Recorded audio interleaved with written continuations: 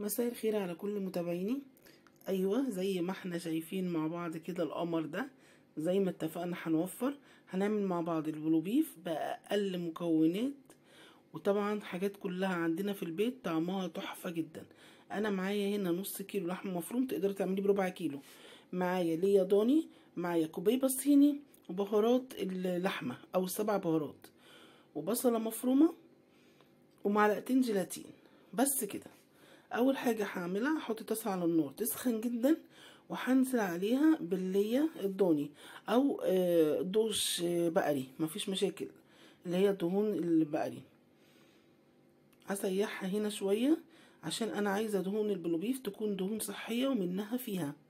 طبعا احنا عارفين كلنا البلوبيف بقى غالي جدا، علبه البلوبيف دلوقتي يعني الحمد لله معديه اكتر من 80 جنيه. لا، احنا هنعملها مع بعض في البيت بحاجة احنا ضامنينها وبأقل التكلفة. هبتدي كده، كل ما الدهون بصي بدأت هي تقل كده وتسيح عندي. بصي حجمها قل ازاي، مجرد بس ما نزلت شوية من الدهون بتاعها، انا مش بغمقها. بصي مجرد انها تصفر بس كده بتنزل الدهون. هحط عليها بصلاية تكون مفرومة ناعم، وهقلبها فيها برضو. البصلة مش هتحمر عشان ما تغيرش طعم ولا شكل البيفي بتاعنا. انا مجرد بس ان البصلة بتدبل، مش اكتر من كده، مش عايزاها تدي لون خالص. بص البصلة لسه بيضة ازاي، ما غمقتش، مجرد بس ان هي دبلت خالص معايا وطريت. حلو قوي، ده اللي انا عايزاه. هنزل بقى بعد كده بكمية اللحمة المفرومة، ودي اختياري. يعني انا هنا شغالة على نص الا شوية، يعني حوالي 350 جرام تقريبا. تقدري تشتغلي بربع كيلو، تقدري تشتغلي بنص كيلو، هي نفس المقادير، نفس المكونات، مفيش اي حاجة بنعملها، هي المقادير واحدة. ادي قطعة اللحمة اللي عندي. بص هي برضو فيها نسبة دهون بسيط، مش كتير، يعني اللحمة كانت حمرا، نسبة الدهون فيها بسيط. وزي ما قلنا انا عايزة دهون البيفي تكون دهون صحية ومنها فيها.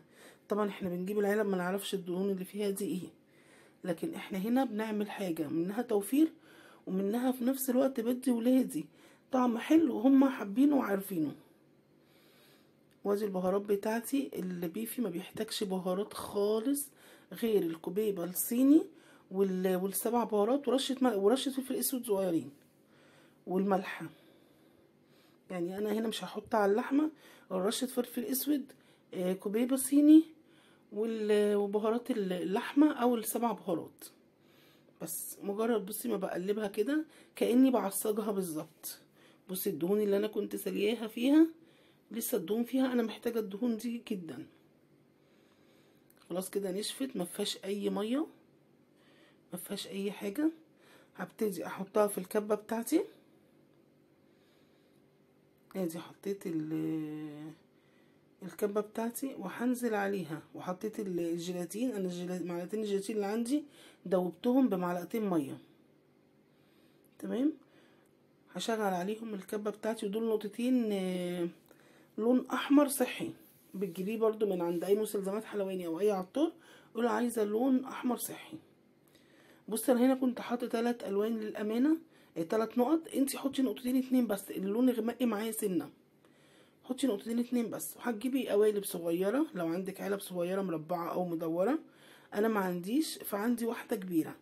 هنجيبها وهنرشها زيت او بفرشه زيت كده، انا ببخها دلوقتي زيت، وهبتدي انزل فيها البيفي بتاعي.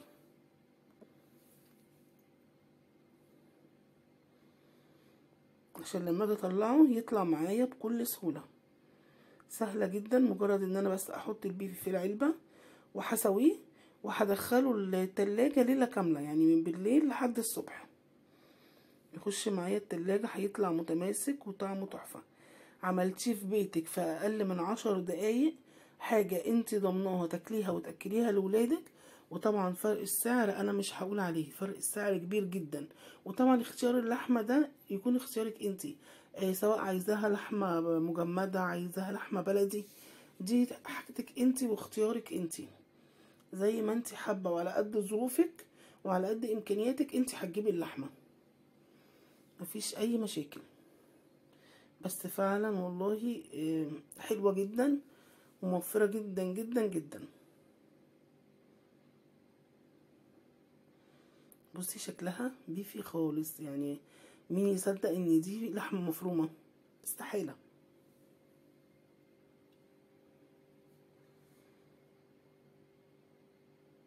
بس كده انا سويتها وبيتها ليلة كاملة في التلاجة، هتتماسك وتطلع معانا بالشكل الجميل اللي احنا شايفينه ده. خليها ليلة كاملة في التلاجة، بس اهم حاجة نقفل عليها كويس جدا علشان ما تكرفش اي طعم من التلاجة.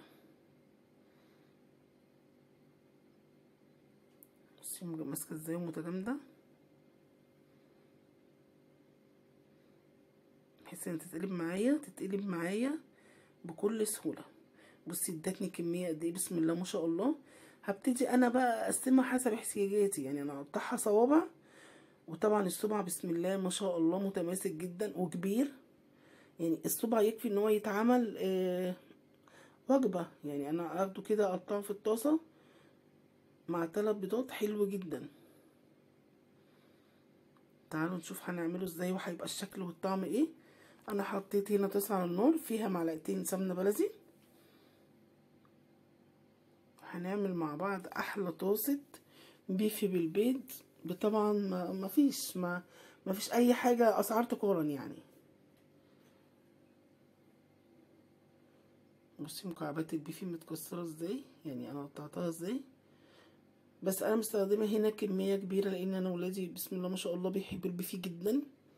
يمكن دي من الحاجة اللي خلتني فعلا ان انا اعمله في البيت، عشان فرق السعر زي ما قلنا مع بعض. بصي لما بيتكسر في السمنة بالظبط علبة بيفي جاهزة انت جايباها. يعني الصباعين اللي انا خدتهم دول بمقام علبة بيفي انا جايباها، وطبعا كلنا عارفين الفرق السعر. تمام كده انا قلبته في السمنة. هعمل بيفي عادي خالص زي اللي احنا بنعمله. هكون مجهزة البيض بعدد البيض زي ما انت عايزة، بس زي ما قلتلك انا مكترة البيفي هنا لان انا عندي بيحبوا البيفي، طعم البيفي اكتر من البيض، عشان كده انا مضاعفة الكمية.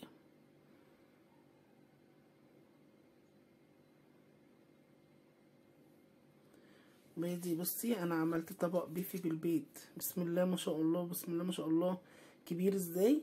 ولسه البيفي معايا زي ما هو، زي ما قلتلك انت هتقسميه حسب احتياجاتك وحسب انت بتعملي قد ايه. الكمية دي انت اللي بتقسمي على اساسها. بس بصي الشكل متماسك ازاي. بصي القالب عمل معانا كمية قد ايه، وده من اقل من نص كيلو لحمة مفرومة، دول 350 جرام بالظبط. بصي عمل لنا كمية قد ايه، بسم الله ما شاء الله. يا رب